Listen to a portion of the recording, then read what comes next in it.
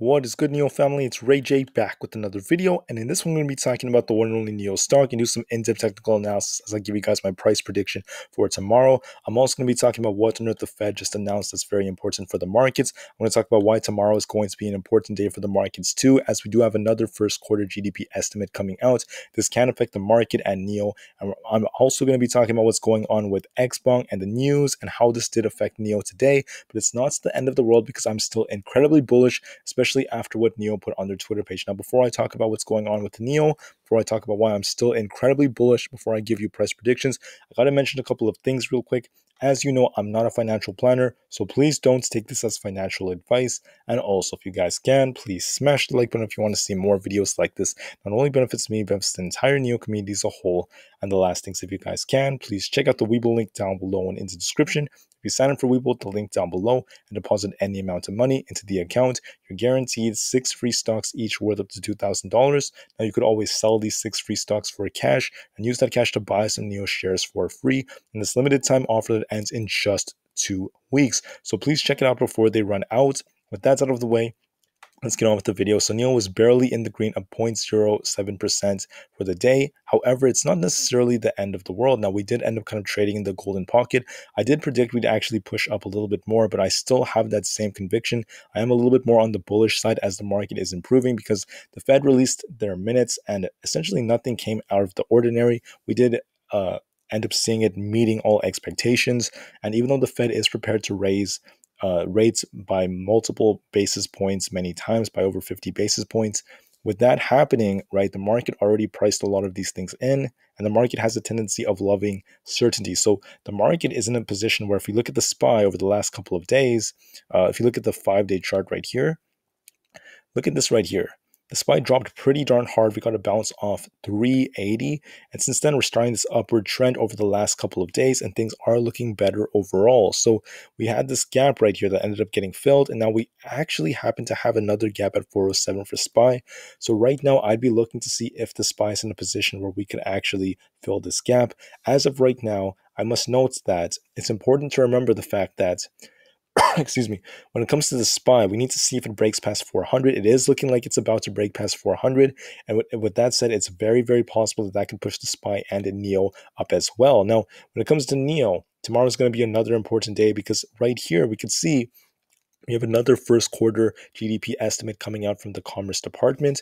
And what's good about this is the fact that the CBO is kind of estimating that GDP should actually grow. They actually boost their estimates. And that's a good sign because if GDP is growing, it means it's not negative. And obviously, negative GDP is needed for a recession. So that excuse me, could be a good sign. Now, they also stated that inflation has topped and it's going to cool off to about 2% by 2024. So I'm not quite sure about that, but as long as we get good numbers at 8:30 a.m. Eastern time tomorrow before the market opens, we could have a bit of a rally actually. Now, when it comes to Neo, XBONG obviously reported that a lot of things are shaking off the prices of EVs. They're leading to lots of price hikes from XBONG and other things like that. The lockdowns are hurting them, and as a result, this did cause a lot of drops amongst the Chinese EV sector, causing Neo to drop with it. But despite that, we can see news articles like this coming out. Neo is investing $32 million in its Shanghai battery lab and cell plants, so they're still trying to improve their production capabilities, their battery capabilities, and it's just improvement after improvement after improvement. Now, we also saw this article right here from Barron's that states that Neo has good news for Tesla. Production is recovering after COVID-19 lockdowns. So despite the fact that we had all these lockdowns, despite all these harsh things that were going on, they are improving on a day-to-day basis and they're not letting it stop them. So once the lockdowns are essentially out of the way, the market should get a bit of a rally in my opinion. And right now with the SPY pushing up, it could help Neo slightly. Neo does have this gap right here. You can see this key gap that formed when it trumped. So I expect this gap to actually get filled within the next a couple of trading days, hopefully by next week, and that will bring Neo back to that 16 range. So I don't know if it's going to happen tomorrow, and in fact, I don't think it's going to happen that soon. I think it's going to take a couple of days, but for what I'm predicting is this. I think that if I were to draw this out, and hold on, let me actually talk about us dropping first. So we have support at 14.43, also $14 flat is another very keen support zone. you could see NEO came very close to that 14. We actually got a bounce before that. So if we were to drop 14 is a very key range. So it's 1443. But if we start pushing, we're going to have some resistance at 1474, not to mention 15.5. 16.12 and 16.52 and $17. So those are the key support and resistance levels.